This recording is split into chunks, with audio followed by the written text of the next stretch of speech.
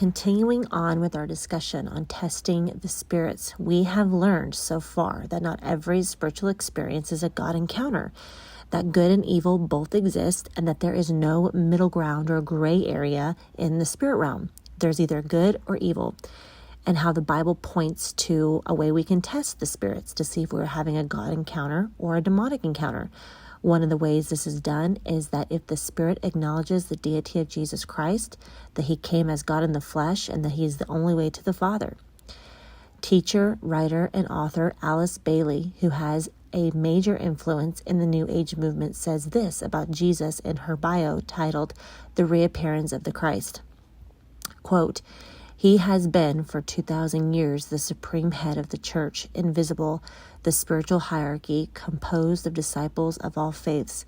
He recognizes and loves those who are not Christian, but who retain their allegiance to their founders, the Buddha, the Mohammed, and others. He cares not what faith is if the objective is to love God and humanity. If men look for the Christ who left his disciples centuries ago, they will fail to recognize the Christ who is in the process of returning. The Christ has no religious barriers in his consciousness. It matters not to him of what faith a man may call himself." End quote. Again from Alice Bailey, The Reappearance of the Christ. In addition, Helena Blavatsky, also who spearheads the New Age movement, says this about Jesus in her writings. Quote, "Whatever the faith, if the worshiper be but sincere, it should be respected in his presence. If we do not accept Jesus as God, we revere him as a man. Such a feeling honors him more than if we were to attribute him to the powers and personality of the Supreme, and credit him at the same time with having played a useless comedy with mankind, as, after all, his mission proves scarcely less than a complete failure." End quote. That is from Isis Unveiled, Volume 2, page 530. Helena goes on to say this about Jesus. Quote, "Jesus Christ, the man-God of the Christians, copied from the avatars of every country, from the Hindu Krishna as well as the Egyptian Horus, was never a historical person.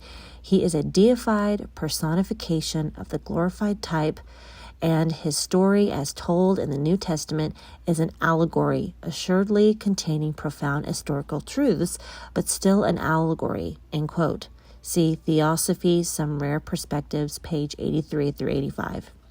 In short, Theosophy, which Helena and Alice Bailey, among other philosophers, subscribe to, which spearhead the New Age movement and other occult religions, maintain this belief about Jesus. The real and actual Jesus was a great initiate, an important member of the hidden esoteric brotherhood which guides and watches over the spiritual evolution and advancement of humanity, and his inner being was in fact the same being as the Buddha, although their mission and field of work was very different and served very different purposes." End quote.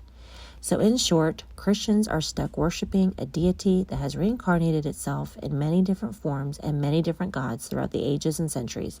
Staying stuck on this particular reincarnation, Jesus Christ, is closed-minded and old-fashioned and should be done away with. They claim all the stories are historically inaccurate and that what is termed Christianity is, in fact, fictional.